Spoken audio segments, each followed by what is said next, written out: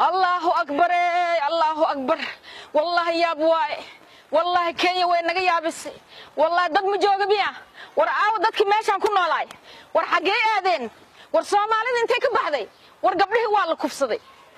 أو حاله والله دعي أو بالكين لنا وإبر يا ورنتهل هذا ورحجي واي ورعاوي ورضد كعاوي ورسامالين مجوج تمية ماشان وريا مسلنا الله وان دارسان ورداي ورا رجي meeshan ku noolay war xoolihii waa la dhacay oo adduunka dhamay way dhamaadeen war umadu gabdhihii hataa lama reebin baalkoodii lama reebin war maxaa ku dhacay ma hadda idee hadda ma maxaa ku dhacay ilaahay maxaa ku dhacay ma hadda idee maxaa dhacay maxay tahay ma ogid miya in gabdhihii Soomaaliyeed oo dhan la kufsaday yaa kufsaday Kenya waaye xoolihii waa la gubay beerihii waa la gubay wixii oo dhan waa baaba xana soo wicisay maxaan kugu soo wacaa walaalo gacli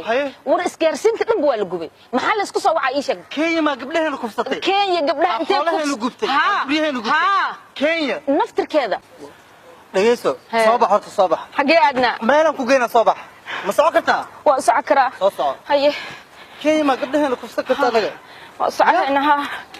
صباح mana yaqaan Soomaali inaan anaga dhageyso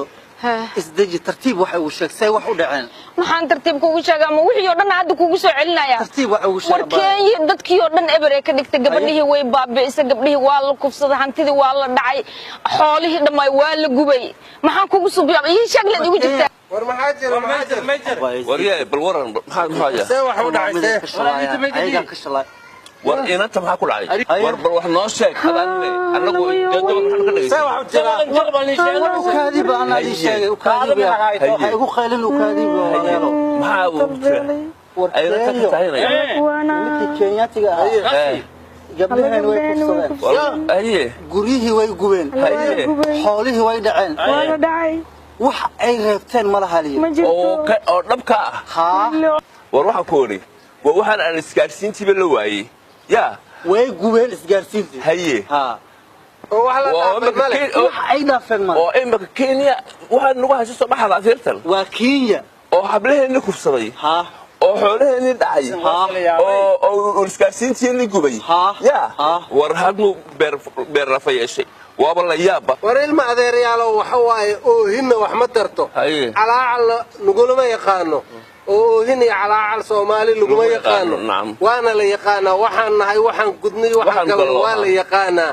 intaan ba haday sameeyeen u dul qaadamayno waa inaan la dagaalnaa oo iska celinaa maxaa yiraahdaa Kenya waa inaan meel iska saarnaa horta dhageyso wal ma taraw wala suuba ma taraw Abdullah tumo iyo marti jijidis hadmayni bilawn bilaantan hadila ooyta ma bilawn فاسن تمرت صح وانا اسكعلنا واي ما انا والببور والمتراو ما انا ودار والمتراز ايه مفهمني عدي Soomaali in وين كسب waa wargeysyada iyo waxay qoraan ee boogay markay xaji banaadir baaba xaji bacda dhuuqso burfuul banaadir alxaji maki alxaji banaadir alxaji maki alxaji banaadir maki xaji banaadir ku soo dhawaaw ما سند عبد المريد الراجكس بسم الله الرحمن الرحيم السلام عليكم ورحمة الله وبركاته داوديال كسر هذا برنامج كورجيسيدا أو حلية ذا وكالات وبرتين تلفزيون عالمي يونيفرسال ستوديوز مقالة مقدشو داوديال توات كان وحان كسو قادرينا أو ولي إنه صعدا ورجيسكي شيلين سومالي قيبتي سي هوري توات كي هوري iyo maalmihii ina soo dhaafay ayaan idin soo gudbinay maantase insha Allah waxaan idin soo gudbinaynaa qaybtiisii labaad khurmadiisii labaad bogiisa maanta wargeyska shilin Soomaali wuxuu ku daafuray shaki kuma jiro qof kasta oo muwaadin Soomaaliyeed ah dal ha joogo amaba dibad ha joogo ilaalinta shilinka Soomaaliyeed xilba ka saaran waayo isaga hadii uu isaga ka maarmo qofka dibadaha joogo waalidiintiisa walaalihiisa ehelkiisa qaraawadiisa sukeeyihiisa saaxiibadiisa intaba waxay ku tiirsan yihiin shilin Soomaaliga dalna lacag uu leeyahay oo kaliya inuu isticmaalo maanta adduunyada uga dhaqmo ma jiro. dal kasta wuxuu isticmaalaa lacagyow isaga dalkiisii uu lahayn, laakiin dalkiisii waa ka go-an tahay amaba waa ku khasban yahay inuu lahaado lacag u gaar ah oo lagu magacaabo lacag hebel dalkaas. tusaale ahaan dalkeena wuxuu lahaan jiray lacagyow kala duwan oo awal ilaa aakhir leh. horena waa uga soo hadalnay, maantana waa ka hadlaynaa, waana ka wada hadli doonaa ayuu yidhi qoraha maqaalka wargeyska shilin soomaali. lacagta sida ay u kala baxdo, sida ay u kala yareed, sida ay u kala weyneed, sida ay u kala mudneyd, in ay da-da ku xirneyd, oo caruurta awalan la sii jiray 2 caruur taano, kadibna 1 caruur taano, 2 caruur kumi, kadibna 1 caruur kumi, 2 caruur nus shilin, kadibna 1 caruur nus shilin, 2 caruur shilin, kadibna 1 caruur shilin, 2 caruur 5 shilin, kadibna 2 caruur saas inay u kala weyneyd. laakiin shak kuma jiro dal kasta inuu astaantiisii ilaashado, lacagtiisii xurmeeyo, sharfo, ka ilaaliyo waxyaabaha u keeni kara cirif go-a sida hadda inaga na haysato oo kale. allah subxaana wa tacaala intuu bedel khayr naga siinaayo oo looga lug baxaayo isticmaalidda kunka duuga ah, soomaalida waxaa looga baahan yahay inay isu dulqaadato, gaar ahaan ganacsatada, gaar ahaan sariflayaasha. maalmahan magaalada ganyuuyac sidaas u badneen ayaa kasoo yeeraya oo ku saabsan cabasho laga soo gudbinayo in yar oo sariflayaasha ka mid ah oo dhahaya shilin soomaali maba hayno, 1 shilin soomaali maba hayno. 1 shilin soomaali haddii aadan haynin walaalkeygiyow ha iskalifine, khasnadaadii bakhaarkeeda ku celi, adigana howlo kala raadso. ilaan lacagyow aad sarifaysid waxaa hogaamiya 1 shilin soomaali. lacagyoga dalka laga isticmaalo dhan waxaa madaxweyne u ah, waxaa hogaamiye u ah, waxaa hormuud u ah 1 shilin soomaali. ha ku xisaabtamin dinaar, ha ku xisaabtamin darham, ha ku xisaabtamin euro, ha ku xisaabtamin pound, ha ku xisaabtamin dollar, ha ku xisaabtamin birta, ha ku xisaabtamin birta, ha ku xisaabtamin faran, ha ku xisaabtamin lacagta kenyan, ha ku xisaabtamin waxyaabahaasoo dhan riyaal, ha ku xisaabtamin waxyaabahaasoo dhan liiro, ha ku xisaabtamin waxyaabahaasoo dhan ha ku xisaabtamin ayuu yidhi qoraha wargeyska shilin soomaali. wuxuu kusoo gabagabeeyey marka wuxuu yidhi haddaad ganacsado tahay waxaa ku hogaamiya 1 shilin soomaali, kuma hogaamiyo US dollar, waayo dalka maraykan maaha, caasimadana washington maaha. taa markaan ka gudubno, dadka reer baadiyaha, bulshaweynta miyiga degan uma turaan ganacsatada qaar, uma naxariistaan, uma dhimiriyaan. warkooda wuxuu ku go-an yahay kunka duuga dooni mayno. reer tabareedkana jawaabtooda way iska caddahay, waxay taagan tahay duuga diide dooni mayno. marka labadaasi tii sax ah way noo wada muuqataa, laakiin bogooga kale insha allah ayaan ku faaqidi doonaa badbaadinta shilin soomaaliga, inay qof kasta oo muwaadin ah dal iyo dibad ha joogo, awalna waa ku sheegnay, aakhirna waa ku sheegaynaa inay ka go-an tahay. taasi aan wada ogaano ayuu kusoo gabagabeeyey wargeyska shilin soomaali boggiisii 2 khurmadiisii 2 ee maanta. iminkana waxaan gelaynaa bogogii ah wax ka bari sugaanta iyo maamaaweynka soomaaliyeed. dalkeena wax walba laga helaa dibad maxaa yaala, dalkeena wax walba laga helaa dibad maxaa yaala, wax duxaayo annagaa iska leh dibad maxaa yaala, dufantaba dhulkeenay dhextaal dibad maxaa yaala, doogga iyo nimcooleyda iyo dhirtiiyo daaqsiinta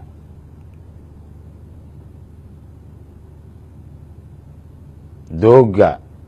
iyo nimcooleyda iyo dhirtiyo daaqsiinta dalxiiska iyo habmaamuuska iyo dad martisooriyeenta dalku caanbaxaan haysanaa dibad maxaa yaala galeey aa dalkeen laga tabcaa dibad maxaa yaala dalkeenaa bariis laga tabcaa dibad maxaa yaala moosaskaa dalkeen laga tabcaa dibad maxaa yaala bambeelmaa dalkeen laga tabcaa dibad maxaa yaala liin dhanaan dalkaa laga tabcaa dibad maxaa yaala bur xabuub dalkaa laga tabcaa dibad maxaa yaala khudaar kala duduban dalkaa laga tabcaa dibad maxaa yaala ha yeeshee dad iimaan le oo damac waalaayo dadaan rabin dalaan laga jeclayn isu duleynaayo ayagoon dabaal baran badweyn isaga duufaayo noloshaba inay dan ka lahayn laga dareemaayo inaan waano lagu deeqi karin ku qora diiwaanka dulqaad baa adduun lagu dhaqaa nabadda waa daabo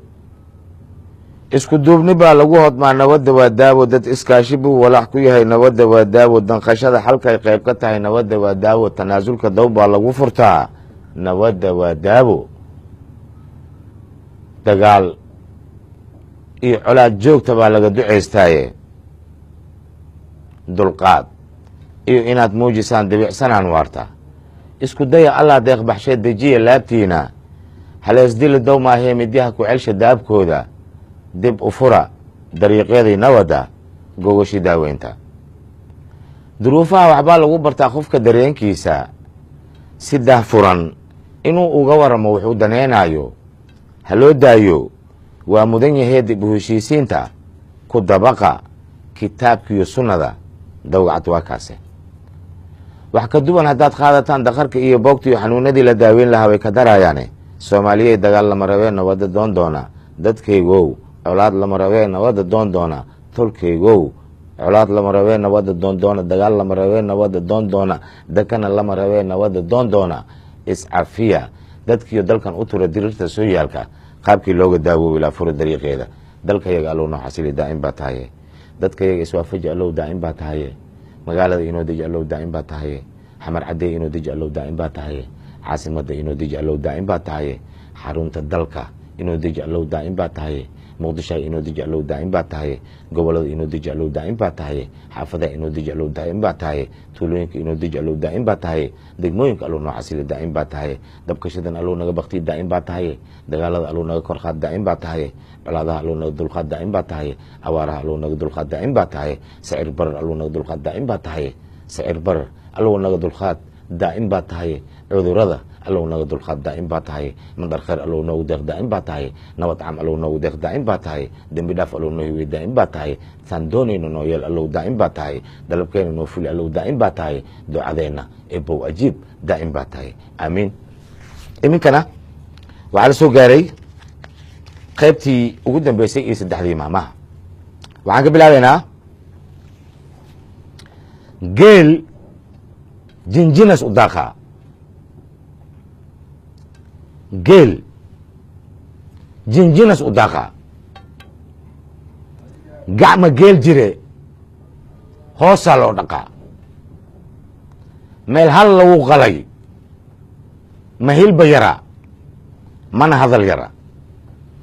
intaasi ayaan kusoo gabagabeynaynaa barnaamijka wargeysyada iyo maanta dhinaca sawirada iyo farsamada waxaa gacan buuxda iga siiyey guuleed cabdisalaad khaarey iyo axmed cali bare axmed xafaara wargeyska waxaa soo diyaariyey ish soo mariya halkana kasoo jeedinayay anigoo ah xaaji banaadir buurful banaadir baaba xaaji bacda dhuuqso anigoo isku duuban waxaan idinku dhaafeynaa nabadin nool kulinta amaan allah iyo kulinta dambe oo xiise leh